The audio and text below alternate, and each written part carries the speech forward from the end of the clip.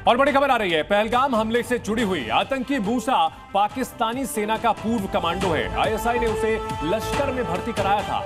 हाशिम मूसा पहलगाम में हमले में शामिल था।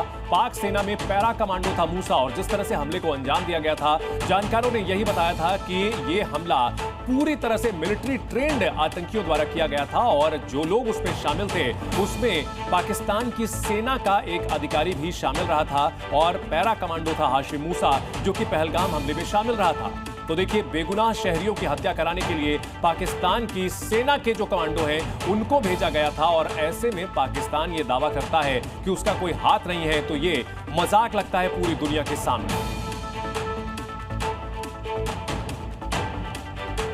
तो आईएसआई ने लश्कर-ए-तैयबा में उसकी भर्ती कराई थी, और टीआरएफ, जो कि लश्कर-ए-तैयबा से जुड़ा हुआ संगठन है, उसी ने यह अटैक को अंजाम दिया है। हाशिम मूसा पहलगाम हमले में शामिल था, 2 साल से जम्मू कश्मीर में सक्रिय रहा है।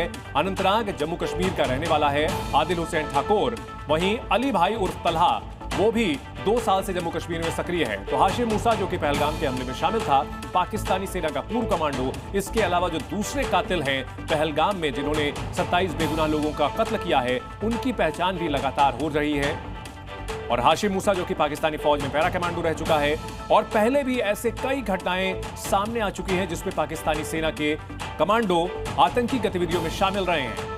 और जी मीडिया संवाददाता खालिद हुसैन हमारे साथ जुड़ चुके हैं। खालिद, हाशिम मूसा के सामने आने से, उसकी तस्वीरें और उसकी पहचान सामने आने से पाकिस्तान का वो झूठ बेनकाब हो गया है जिसमें वो पहलगाम हमले में अपना हाथ ना होने की बात कहता है।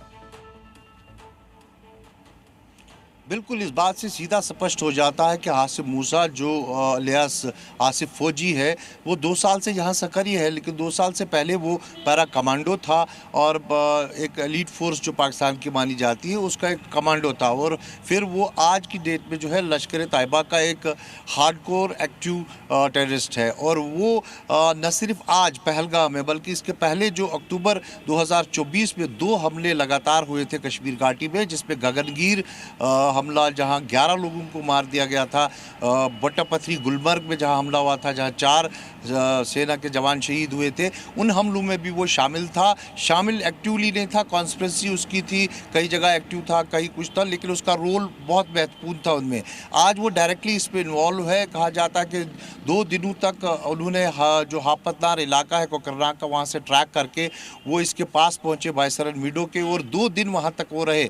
और वहाँ पर पहले OGWs ने एक रिकी की, जो 15 OGW, मैं आपको बता दूं, अभी NIA उनसे पूछताछ कर रही है, जो बताया जा रहा है कि हो सकते हैं इसको डिकोड करने में, इस पूरे हमले को। तो वो साथ साथ फिर इन खुद जो हमलावर थे, इन्होंने वहाँ पे रिकी की। उसके बाद एक दिन चुना गया और यहाँ पर हमला कर दिया। बायसरन को इसलिए चुना गया क्योंकि वहाँ उपस्थिति नहीं थी किसी सिक्योरिटी एजेंसी की, या साथ में साथ वो जंगलों में गिरा था, और वहाँ से जो रेनफोर्समेंट का टाइम था वो 35 मिनट था।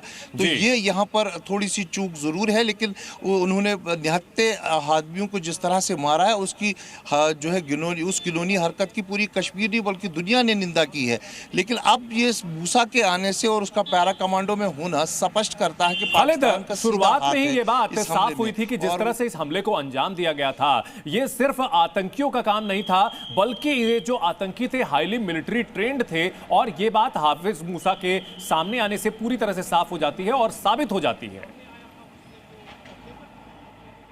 बिल्कुल, मैं आपको बता दूं, अली भाई की बात करें, मूसा की बात करें, ये दोनों पाकिस्तानी हैं और ट्रेंड हैं। लेकिन इसके साथ जो आदिल ठोकर और आसिफ शेख है, जिनका नाम, और एहसान जिसका नाम इसमें आ रहा है, अभी तक 2 की पहचान अभी होनी बाकी है। वो भी पाकिस्तान में ट्रेंड हुए हैं और उसके बाद यहाँ इन्फिल्ट्रेट करके आए हैं। 2018 से वो यहाँ पर आए हैं।